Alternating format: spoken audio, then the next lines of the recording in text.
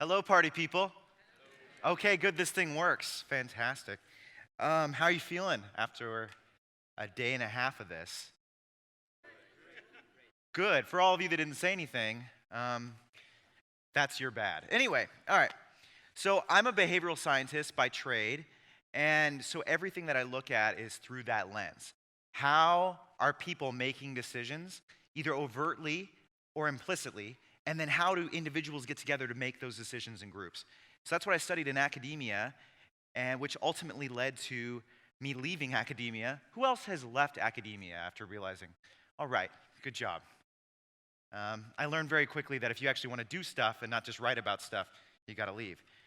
So anyways, I left to apply these crazy ideas that I had and to see if they could actually work, because no one had actually done it before. And I believed that innovation is not this, or transformation is not this magical, mythical thing.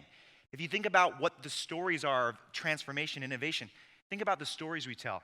Thomas Edison, Nikola Tesla, Steve Jobs, Elon Musk. They're these great men stories.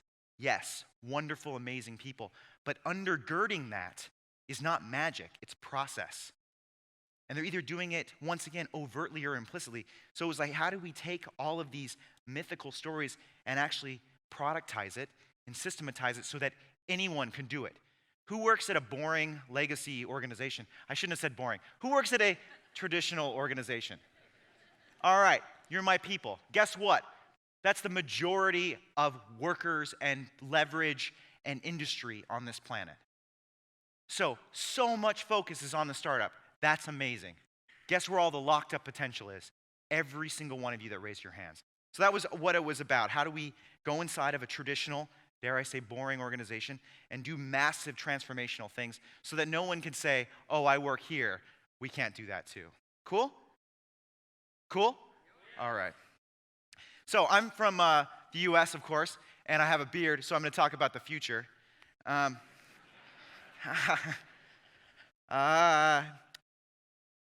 There is no future, right? So usually someone that looks like me will stand up and go, oh, I know the future, and you have to pay me large sums of money to tell you this future. That's garbage. You're either deluded or just a huckster, and or both. This is what I think the future is. Does anyone read these Choose Your Own Adventure books growing up? I don't know if this is a thing here in the Nordics, but I love these books. When I was a kid, I was obsessed with these books. Basically what it was is every single book had a different premise. And the first couple of pages, like 5 or 10 pages, were setting up the assumptions. This was you live underwater. The year is 2015. This was far in the future back then. And then set up the story. And then you were presented with a series of choices. And then you went, and then based on what choice you took, you flipped to that page, and then you were presented with more information, and then a series of choices, so on and so forth. That is the world you live in. So think about this. The real actual thing here is understanding and getting better information and better assumptions why you're here. You have secret knowledge now. There are people that don't have any idea that the stuff that's going on is actually going on. You do now. So you have a better set of assumptions. Now the question is, what will you do with that? That's the real hard part. You know, you're going to sound like an insane person when you go back to your office and you're like, oh yeah, and then whatever you say next. You know what I'm saying. You probably had this conversation with your significant other. How's your day, honey? Well, we're not going to eat meat anymore. Okay, so anyway. Because ultimately, it's about assumptions and then making choices. Okay, but the primary problem is not a skills problem. Most organizations believe that when they need to change and transform, oh, we need somebody in AI. We need a blockchain person. You might have had these thoughts yourself. That is not the primary problem in my view. The primary problem is this. People. So this was a study that was actually done by a bunch of academics years ago where they wanted to see if our faces had changed in aggregate in North America. I don't know why. This is what you do when you're an academic. So they ran tens of thousands of, you can tell I'm pretty bitter. I didn't get tenure. Tens of thousands of yearbook photos through this computer facial recognition software. And honestly and truly, one of the only findings they found was that we smile more in pictures. And the reason why I bring this up is to show you that we aren't changing very much. The hardware, the software, that's you, that's me, that's your spouse, that's your kids, that's your employee, that's your employer, is not changing very much, right? But this is the humble telephone during roughly the same time period. And I bring this up to show we are living in an exponential world for sure. Guess what's not growing and changing exponentially? Us. So our parents and our grandparents could have worked doing the exact same job, as we all know. We cannot. So when a person is met with a lot of change, what do? Yay, I love this. This is fantastic. No, they hunker down and cry and wait for it to be over. And organizations, corporations, are people. They're made up of people. Corporations are a legal person, and they do largely the same thing. All this is happening. You know, if you go back to the companies that have been decimated or wiped out, Sears, Kodak, Blockbuster, all the big ones, and the ones no one's ever heard of. Years before, you hear they are met with this disruption, and they say stuff like, we're going to focus on our core. We're going to get back to the basics. Have you ever heard that language inside your company? Run! You cannot cut your way to prosperity. That might be a strategy that's a mitigation for a time, but you cannot grow by cutting your way forever and hunkering down forever. It doesn't work. Look, the evidence is fairly damning. Can I tell you a story? Okay, good. The year was 2012. It was a simpler time, especially for America. A kinder time. It's hard being an American these days. Anyway, President Obama's just won a second term. I know. And Hurricane Sandy has wiped out large parts of the Northeast. Has anyone been to the Northeast recently? You can still see they're still recovering. So you're seeing the effects of global climate change in the United States. And this gentleman was rocking the charts. Remember Cy? Yeah, hope he saved his money. Okay. And I worked at this place, Lowe's. Who's been to a Lowe's before? All right, some people. All right, cool. It's when I say Lowe's, is the next thing you think like disruptive innovation? Exactly. That's why I worked there. So I'd worked at Walmart before, which is another story, but which my wife, we lived in Bentonville, Arkansas, and my wife describes as imagine a place and then take away stuff. I loved it. It was great. Anyway, so I worked at Lowe's, and I was in charge of international research. So I was brought in to run research. Now, it's like the most American thing in the world to say international research, right? The United States is the center of the universe, and everything else is this amorphous international place. And so we had done this thing where we had grown from sea to shining sea with our giant boxes all over, right? And there was only so many places you could put these giant boxes. And we said, this was before I got there, well, there's a place above us called Canada and a place below us called Mexico. If they love it here, they're going to love it there. We put these exact same boxes, I mean exact same boxes, in Canada and Mexico. Anyone want to guess how they did? Exactly. It was horrible. And guess why? They're different countries. And Canada was bad, but Mexico was real bad. So I went into Mexico to figure out what was going on. And I did a bunch of fancy schmancy interviews and spent a lot of money doing marketing research. And ultimately what it led to was I would interview people and they would go, I don't know what a Lowe's is. What is Lowe's? And I was like, well, I explained what it is. Like, oh, cool, I'd love to go there. So my findings were to the president of Lowe's Mexico and his staff, whose job it was to make money, by the way. It was pretty simple. Why don't we take these beautiful boxes and write, I don't know, hammers and stuff? Seems pretty obvious. So the form in which this took, where I was presenting this information, if you want to convince important people in your organization to do stuff, what form does that take? Power, making a killer PowerPoint presentation, much like I'm doing today. And so I presented it, the most obvious, and I'm guessing most tied into their incentives. Not a big thing. I'm not saying sell motorcycles or go to space. I'm just saying, like, tell people what's on the inside, on the outside. Crazy idea. And they literally said to me, Kyle, great presentation. I'm not doing any of it. Not in so many words. I think I got a high five, too. I was so tired of this. Has anyone given a great presentation that no one did anything that you asked them to do? The system is broken, people. The whole point of having the presentation in the meeting was to get you to do something. So I don't care that you liked it. I wanted you to do the thing in the thing. The system is broken, so I had had enough. I had had enough. So I had all these crazy ideas, but I was scared because these are crazy ideas. And so at this point, I'm not doing this anymore. I'm refusing now to go along with the system because it's not working. I'm not getting the behavior change that I needed.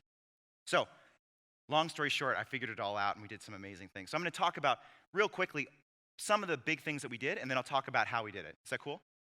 All right. So we built exosuits for our employees. So they wear these non-electronic exosuits that are now, we license out later on, and are being used by large companies all over the world. We built a 3D scanning company that's being used by Lowe and all of its direct competitors, which is pretty crazy. So you have truckloads of objects being scanned at high speed.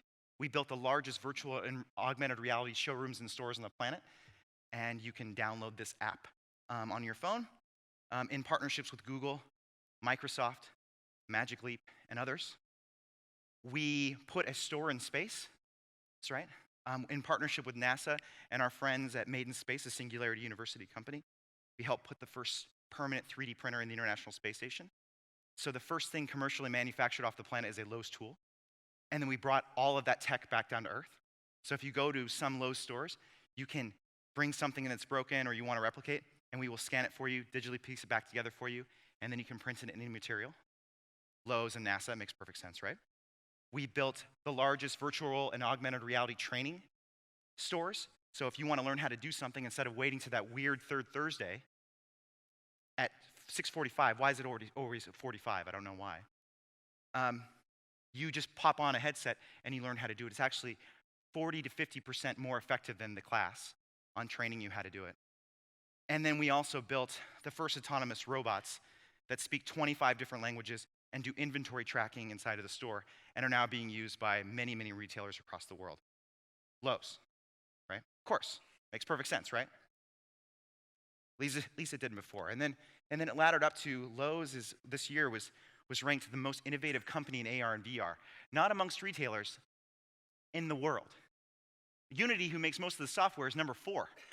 This makes no sense at all, right? This is exponentiality playing out, right? And then Lowe's was named the most number 1 in innovation amongst retailers. And that's a big deal for recruiting, right? Which is the pitted battle we're all in. All right, that's all great. How do you do it? Well, it's attacking this problem first. So this is Google Trends, and this is in the US, and this is spikes every year just after Christmas and drops off 2 weeks into January. Anyone want to guess what this search term is? Hamster feed? Did someone say that? Workout, yeah. Pretty close. Gym membership? Oh man, it's a lot of fruitcake. I'm a little bigger these days. So when that person is typing in gym membership, do they actually believe this is the year we're going to work out? I'm going to get this thing called abs that everyone keeps talking about? I believe that too. So when they're typing it in, they actually believe it. They actually believe they're going to work out, right? They're actually going to do it. Now, organizations do the exact same thing. Have you been to the proverbial innovation meeting? Every year you seem to have the same meeting. This is the year we're going to innovate. Look, I have a 2x2 grid. We're down here or up here, I don't know. You're usually in a corner. And the other people are over there. I don't know. They're coming closer, up, down, we're not sure, but it's bad. We're going to innovate. Let me show you. I have 17,000 slides about how we're going to do it. But we got it. You know why? Because we hired a big consultancy to tell us how to do it. Anyway. But then what gets in the way? The belief is there, just like working out, but the company doesn't get abs. And the reason why is because we're people and we're not addressing the primary problem, right? And that's that even me, a behavioral scientist, I still do this. I travel a lot, and I have the most well-traveled workout clothes on the planet. They should have their own frequent flyer miles. But they never come back dirty, And this is playing out here too. I'd rather stay and hang out with Chris at night. He's bad. But anyway, every time I put my workout clothes in my bag, I think, this is the time I'm going to work out. Has anyone else done this on this trip? I know, this is cathartic. We're healing, right? All right, so how do you address this problem? How do you address this workout problem, the innovation meeting? Well, it's not by getting rid of the 2x2 grid. Maybe it should be. But it's about thinking about what the organization actually is. Most organizations, especially legacy organizations, operate and think sequentially. This is not bad. This is actually very, very good for creating stuff. Now, if you work in an organization like this, and you probably do, most organizations are, even small ones, that means there are many steps, and you pass things from thing to thing. When you try to make a change to this organization, even a small one, has anyone ever tried to make a change at all? How do they love it? They freak out. But before that, they'll say, oh, I really am very innovative. But not me. That side over there needs to innovate. I'm good, right? So if you try to make a change to this organization, it freaks out because it exists almost to perpetuate itself. If you think of it almost as an alive thing, you can kind of get that, right? So, in a world where things are constantly changing, just operating a business is getting harder and harder. A company exists, at least what I was taught in grad school, in order to provide shareholder value. Have you heard this before? That's getting harder and harder. Can we say, is that true? Right? So, even just doing the basic is hard. And then you get these things where whatever industry you're in, retail, whatever, you get these emails or trends that are flying through, and your executive team starts sending weird emails around. What are we doing to react to this? What's our plan against that? Has this ever happened in your business? No, you guys are much better. You're very systematic. You've got it all figured out. But we would spend all of our time reacting instead of proactively building, right? So then the next year, that's how you have the innovation meeting again. This is why we're going to innovate. But this stuff keeps on happening. And then that's just providing shareholder value. Now you have an even more interesting thing happening. Everyone heard of the Larry letter at Davos this year? So the capitalist, the head of BlackRock, says now we will not invest in you if you do not only do you have to do all the basic stuff like provide shareholder value and be awesome, but you also have to talk about how what your organization does positively contributes to humanity. Think about that. If you are this organization, you have no idea how to do that, right? So it's harder and harder to just be you, and you now have the like Scrooge McDuck of the capitalist world saying you have to talk about how to save the planet. It is really, really hard. So the only real reaction that seems to be manifest amongst large organizations is to do one very unique and weird thing, and that is to start an innovation lab. Do you have an innovation lab? I am real sorry. I've started a couple, so I can talk crap about it. They all play out the same way, no matter the industry. You go to whatever hipster part of the town you're from. There are a large number of coffee shops here. This is fantastic. We will set up shop there in some abandoned warehouse that's being gentrified. Or you just go to San Francisco because the whole thing is that. And you hire a bunch of people that look like me, but are usually engineers, nothing wrong against engineers. And then you buy a bunch of 3D printers, no matter the industry. You show me an innovation lab and I'll show you a 3D printer. And you do a bunch of weird crap like this kid with this weird QR code-ish thing on his head, staring. I don't know if he's praying to it or what. I hope I meet this guy someday, I really do. And then what you do as an executive team is you go to your innovation lab and you go, wow, look at all these kids. Look at all these 3D printers. Look at all this weird crap they're making. We're innovating. And then you go to other innovation labs and you do like the Silicon Valley Zoo tour where you stare at these zoo creatures in their natural habitat and you think, wow, I have absorbed so much kombucha and innovation. We are really feeling it. And like Mary Poppins, just as mysteriously as it appears, it disappears because it really wasn't providing any value. So if you think about all the innovation labs and all of the money and time spent on it, Can you think of serious, massive transformation that's happened as a result of the innovation lab? Maybe 1 or 2 stories. That's messed up. That's a system that doesn't work. Think about it. It's not really solving the core problem. What you've actually done, and this is actually what ends up playing out, is you're hiring a bunch of really smart people, teaching them your problems of your industry, paying them to think about them. Then they get frustrated because there's no real way to ingest it back into the organization. They get frustrated, they leave, then they become your competitor. That happens over and over and over again. Because the problem is really this: the paperclip. So there was a study that was done where basically you had to solve a problem. I apologize. Solve a problem. And you were presented, there were 2 groups. And you were presented with the scenario where you needed to solve a problem, a physical problem. And the solution was a wire. Now, if the person was presented a problem with a wire when it was just laid out like this, like, and here's your wire, 98% of the people could solve the problem. If you were presented with it where it was a paperclip on the piece of paper that the problem was written on, 2% were able to solve the problem. Now, the reason why I bring this up is that our problems are paperclip problems. We have a lot of the tools. We just don't know how to undo the thing. We're not thinking about it that way to think, what are the resources that we have and how do we undo it? Does that make sense? So we have to, like Chris was saying, we have to untrain ourselves and deprogram ourselves to think, oh my gosh, I can use this paperclip, right? So the process is pretty simple. It's a 3-step process. We call it moving from little t transformations to big T transformations. It goes like this. First, you have to create a strategic narrative. And what I mean by that is, what is your actual story? And I'm not talking about a vision. I'm not talking about a mission. I'm saying, what is your actual story? What are the characters, the conflict, and the narrative arc of where your organization has been, where it is now, and where it is going? If you don't know what that is, you're doomed. Doomed. You can create it.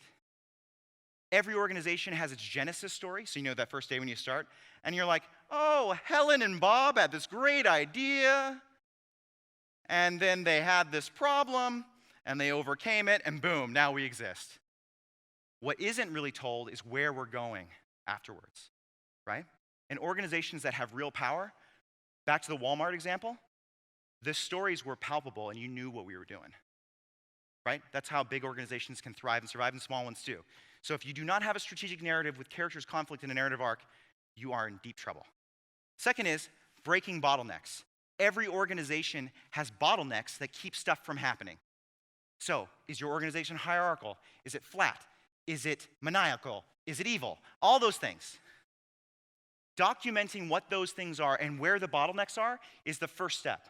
So when you are, after you create your strategic narrative, then you lay out how are decisions actually being made. And then you address where are the pain points. And then you address your strategy just like you were going to market, except you're going to market in your own organization, right? Too little focus is put on the political and structural ways that decisions get made. But that is the primary problem. You can't focus on the customer until you get it through the system first, right? So that's the primary issue. And then third is you have to have new KPIs and new measures of success. If you do not have quantitative, trackable measures of success, also doomed, because everyone loves numbers. It's just the way organizations work. But guess what? You do not use mature metrics, and I'll talk about that later. You have to use new KPIs. Cool? All right. So now, of course, I'm going to talk about Jurassic Park. So back to the story. Story is so critical. Who's heard of Joseph Campbell before? Oh man, so few people. Read Joseph Campbell. Who's heard of Star Wars? It's a small film. There's a Wookiee. George Lucas read Joseph Campbell. Joseph Campbell basically figured out all of narrative. He read every single large, religious, mythical, and great work of narrative and of story across the world. He locked himself in a cabin, basically. And he laid out what made a great story. And George Lucas read this, and he stole it and created Star Wars. So Michael Crichton also stole from Joseph Campbell. They're all friends. But Joseph Campbell stole from Joseph Campbell. but he added in his own little piece that I really loved. And that was he interviewed experts on the far fringe, right? So think about Jurassic Park. We kind of take it for granted now, but this is the 90s. So the idea of extracting DNA from another dead thing to create and clone other things was pretty insane right at the time. But he was able to take all of that information and then put it into a narrative format. Yes, a dystopian one, but able to do that. So I stole, just like George Lucas, I stole from Joseph Campbell, but also from Michael Crichton, and then applied all of this into a business context. So what I did was I took all of our marketing research and trend data, and I gave it to professional published science fiction writers and said, what would all of this stuff, because it's not about AI, it's not about blockchain, it's not about new food, it's not about this. It's about how it all mixes together in the cauldron of our experience. Right? It's not one thing, it's all of it. And our brains just cannot set that up and receive it. They just can't. It's too big. And so then that's why we just kind of like, let's just wait for it to be over. Right? And we can't do that. So the only form, and I've studied this at extreme lengths, the only form that people receive new disruptive information and do something about it is through stories. Think about it.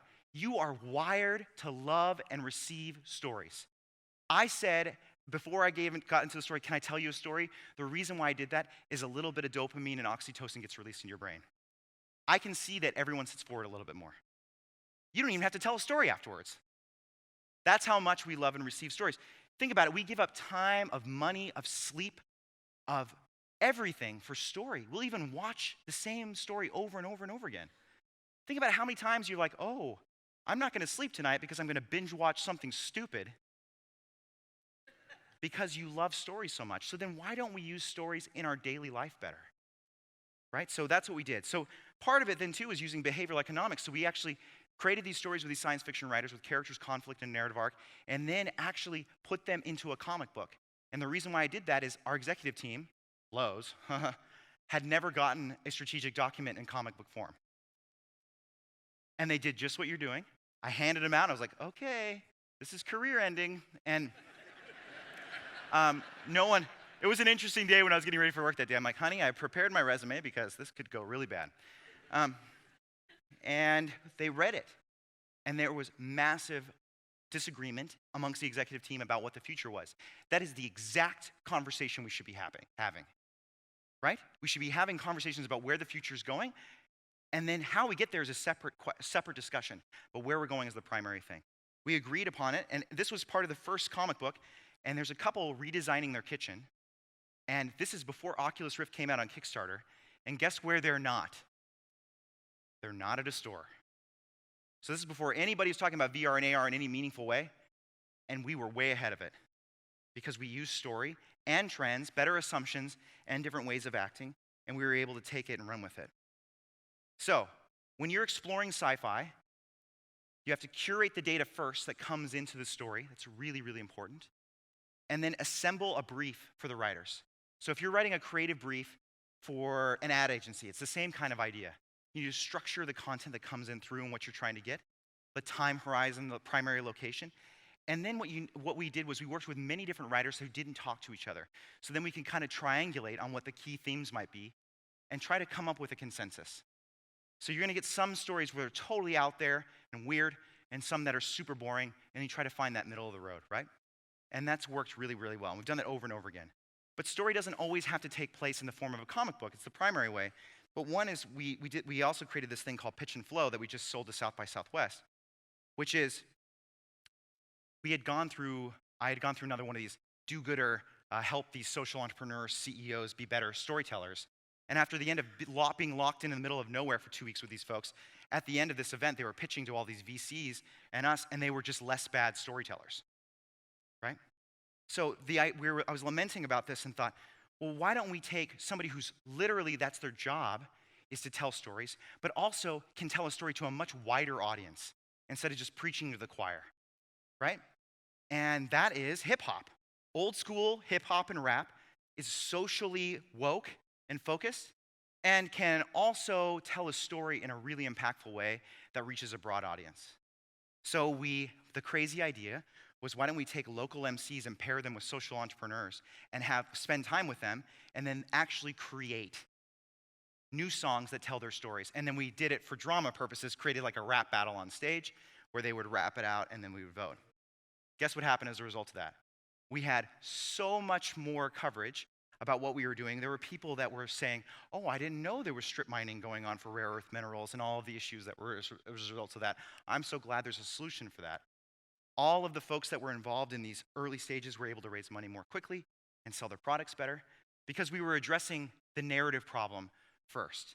And then now it's being done at South by Southwest and all kinds of great stuff. So you can repackage story, but it's still, the crux of it is story because it's ultimately our first innovation. If you think about how powerful stories are, it's really the first human innovation to bring us together, to make us cohesive, and then to take action, good or bad. Stories can be used for evil and for good like any other really amazing tool. And once again, if you have not read Joseph Campbell, read Joseph Campbell so you can steal from him like George Lucas and Michael Crichton and me. It's a noble tradition. All right, so back to strategic narrative. They have to have characters, real characters. You have to have conflict. If there's no conflict, it's a really boring story. And you have to define a real resolution. If you don't have these things, that's an IKEA furniture assembly diagram, right? That little amorphous dude looks really indifferent the entire time. Okay, because ultimately it's about telling these stories. Okay, that's all well and good, Kyle, but once you have the story, then how do you get started? Well, the first thing you do, whenever we go into an organization, the first thing that we do is we align on nomenclature. Now, you all kind of take it for granted because you're in there, but whenever you've moved from one group to a new group, you realize they use weird and different words, right? There's weird acronyms, but really what I'm talking about there are loaded terms, good and bad, inside of every organization that you don't know unless you get in there and interview. There might have been a failed experiment 3 years ago called hybrid, and if anyone uses that word hybrid, they are doomed. But there's no way you can know that. It's not written down on some sheet of paper, right? So understanding the words and the themes and the stories that are important is critical, and too little of that is focused on inside the organization. If you can unlock that and you have time to think through what are the stories that are currently being told to justify things inside your organization, you will have a power that will allow you to operate on a different level than everybody else and get stuff done. So nomenclature, words are really important. The next is mapping decision trees and archetypes. Literally mapping out, how does stuff get done? How do decisions get made? How do I get this story, this little thing to happen? Who are the people I need to influence? Once you've laid that out, then what you do is overlay on top of that who their archetype is. So Carl Jung, hero, magician, outlaw kind of archetypes. And it's all in the book too if you haven't read it. But what I would do is, whenever I would have a conflict with somebody, they weren't doing what I wanted to do, basically. Legal, for instance. Sorry, lawyers. Their job was to make sure that I didn't burn the whole company down, right? They're a caretaker. My archetype was the magician. I was like, magic, you know? So when I would come into the lawyer, I would say, oh, we're going to do stores in space and exosuits and blah, blah, blah, blah, blah. And they're like, whoa, Tiger, calm down. I'm just going to smile and nod until the hour's over, and then you leave, and then I won't do anything. And I was having this conflict over and over again, and so what I finally did was apply Joseph Campbell, and I literally went home. I wouldn't do this at your work. I overlaid who was in my way, who I was having conflict with, and then I put their archetype, who I thought they were, on top of it, and then I did mine. And then I wrote down what I wanted, then I wrote down what they wanted, not what I wanted them to do, but what they wanted. And then I realized the gulf between those two things was just positioning. Their job was to keep the company going because that's their job. Now, my job, in my view, was to keep the company going by not allowing it to get destroyed by disruption, right? So we actually had the same goal, but I was scaring them because I was coming at it in a language that wasn't right. So instead of doing that, instead of talking about stores in space and all this magic, what I did was I said, Jason, it's risky not to take risk. And then I gave all of the stories of large companies that were really prevalent and then don't exist. All of a sudden, I get it. If I help you, I help the company. Sounds crazy, but then it completely changed our whole relationship, how I viewed him and how he viewed me, and he became my best friend at work. I could go into his office and I had crazy half-brained ideas, and we were able to work through it together about how we might actually structure this stuff. And then guess what? Who would go in and pitch these crazy ideas with me? My lawyer. But that only happens if you're mapping it out. Be intentional about it. Think right now, just think for a second, who's in my way? It can be personal or work. And if you apply this basic framework, I promise it'll get better. Because the betterment has to happen somewhere. It should start with you. All right. The other is finding your currency. Every organization has an abundance of something or some things, and then because they have so much of it, they devalue it, right? You all speak more than one language. In the US, that's crazy because it's international. And the fact that you can do that, you all just assume, oh yeah, it's totally normal. But that carries a lot of value to me, right? And so every organization has so much of something, they devalue it. So then how do you take that thing that you have or things and turn it into a currency that you can trade on? Not on cash, but on currency. Let me give you an example. Lowe's had and has tons of stores. And that was seen as kind of an albatross or a millstone around a collective necks because of this digitization of the world and these pure plays. But what it really was, we were able to flip that by saying, no, this is actually something we can trade on. So I then repositioned it and brought it and created new KPIs using the neuroscience that you heard Dr. Ramsey talk about yesterday, and created neurons. And then we were able to use that and go and pitch that to Google and to Microsoft and to Magic Leap and to everybody else and say, hey, if you give us all of your new stuff that no one knows about yet, what we'll do is we'll test it in our stores, give you all the applied neuroscience research, and you'll be so much further ahead. They loved it because they didn't have it. But we had it in abundance. It cost us nothing. We were able to get stuff we couldn't even buy, right? So you have it. You just have to unlock it. So these bottlenecks are there. So how do you translate out your ideas? How do you map decision makers? And then how do you reframe your pitch? And this is not a discrete thing. It's not a one and done thing. This is an ongoing process. Because ultimately, the core dilemma is this fear of the unknown. No one wants to be the first gazelle down to the water hole. No one. That's why there's this old adage, like, sorry if anyone works at IBM, but no one ever got fired for hiring IBM, even if it was wrong. But you definitely can, if you stick your head up too high, it's liable to get knocked off. So when you're the first one to try something, it's really, really hard. But there's so much value to that. So when we were starting this path, I would get these questions all the time from the executive team and the board. Kyle, we're not a tech company. We don't know anything about VR and AR. Guess what? No one else does either. And we have just as much right, actually more right, to be in it than any other weird startup or anybody else. There's nothing that says that we can't do stuff. In fact, because we have money and structure and understanding of our environment, we probably have more right. So building these crazy things early on was really important. And then ultimately what we did was we started from a story, and these were all, not all, but many of the discrete artifacts that ultimately led to what's in your phone and what's in the store. But we couldn't have mapped it out if we started from a story because we were just figuring it out along the way.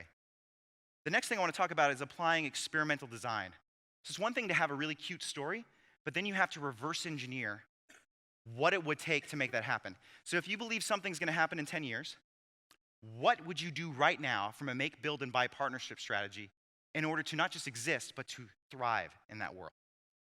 And that's the reverse engineering. Then you take that and you break it into 6-month intervals. It doesn't have to be long, 6-month intervals, and you define your hypothesis. It's just like grade school. Your hypothesis, and then you assign KPIs, new KPIs, to those things, and then the actions you'll take before you launch your test. So one of those that we did, we were doing virtual and augmented reality, and we were using the applied neuroscience, which was hugely, hugely important. And we had tested, this is one measure on cognitive load. So this is how much your brain is thinking. And essentially what we did is we tested, you want to be in the center. You don't want to be overwhelmed or underwhelmed. You just want to be whelmed. And in here, what we would do is we tested this in-store vignette, so that weird fake kitchen or bath that everyone turns the knobs on, it doesn't work. But anyway, and then we tested all of the VR and AR. It did much, much better. That might not look like a lot, but that's a lot. And then we tested this new thing in our partnership with Google and Tango through this use of our currency, and it was a phone-based AR system. And what we saw was that they were in the optimal state almost the entire time. So then I came back to the board and I said, we got to go all in on phone-based AR.